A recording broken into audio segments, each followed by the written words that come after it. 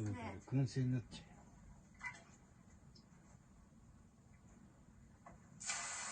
きました。蒸気きましたね。ああ、柔らかい。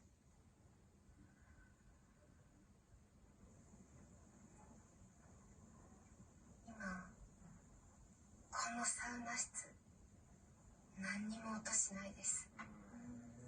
音のない音が聞こえるような。薪だったら火が外れる音だったりとか、電気ストーブだったらそういった機械の音もするわけなんですけど、今余熱だけなんで何にも音してないです。もういつものサウナだと感じられないこの安心感。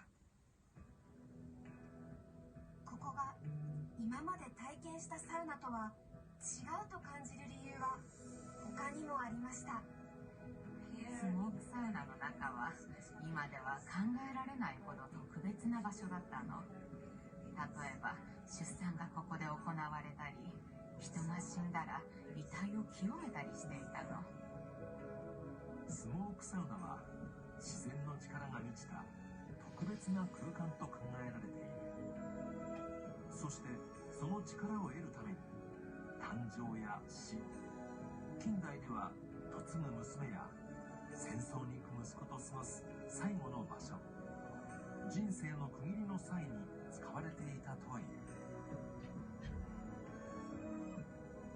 私たちが親しんでいるサウナ、そのルーツは人の一生に深く関わる場所だったんですね。ではサウナとともにエストニアで長い